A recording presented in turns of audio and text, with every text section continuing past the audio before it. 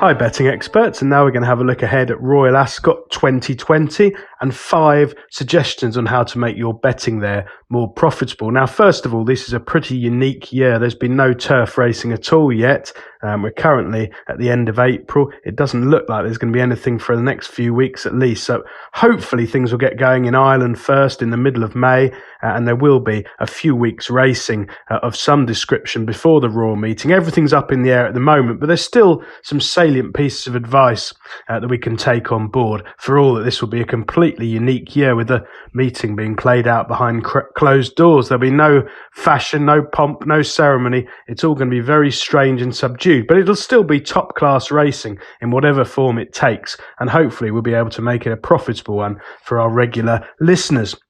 Now, the first piece of advice is to look very carefully at the effect of the draw and the pace of the race. Now, traditionally, at the Royal meeting, it was thought that low-drawn horses were at an advantage on the straight course, but really, in more recent years, the bias, if there is one at all, has been more related to where the pace is in these races. So it's very important, first of all, to watch the early races each day to try and discern any track bias.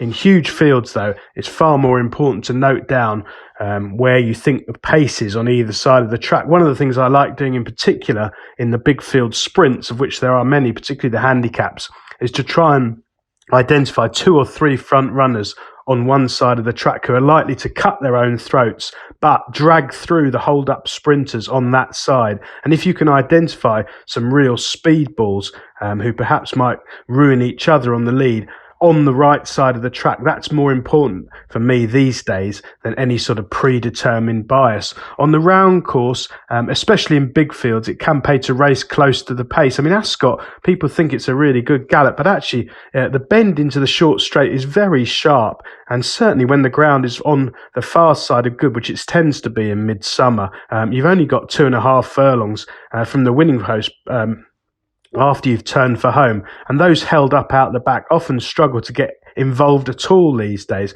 Obviously, you can overstate this. If they go too hard up front, they can stop and let things in off the back. But generally speaking, I'm looking for positive front running horses on the round track who can take an awful lot of passing.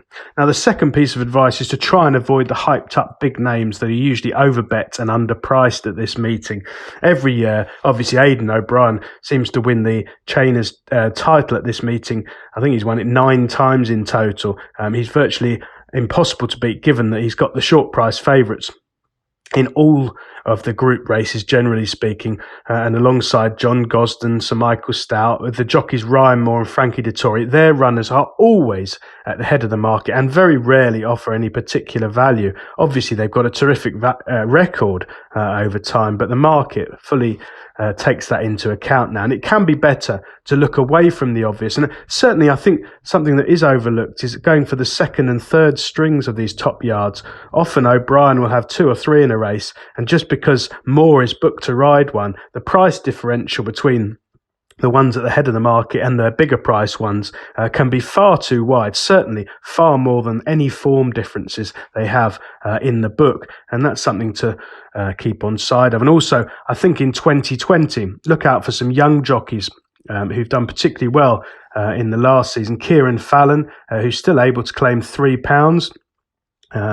Despite riding 50-odd winners at a 12% strike rate in 2019, he's going to be very sought after, particularly in some of the big field handicaps at Royal Ascot. And also Thomas Greatrex, who rode 22 winners in 2019 at an amazing 17% strike rate. I really rate him, and both those 2 young jockeys are well worth keeping an eye on.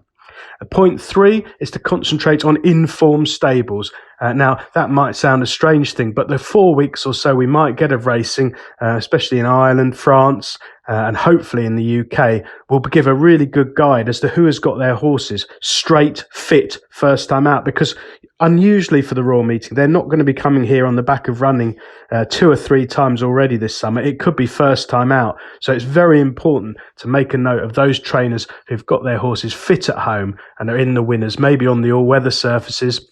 Maybe even horses that have had a run could be worth siding with in the handicaps, even if they look like they're not the usual sort of horses you'd expect to be winning at Royal Ascot. Fitness at this stage could count for plenty, and I'll be keeping a really close eye on the form of all of the stables who managed to have a few runners in the build-up to the meeting.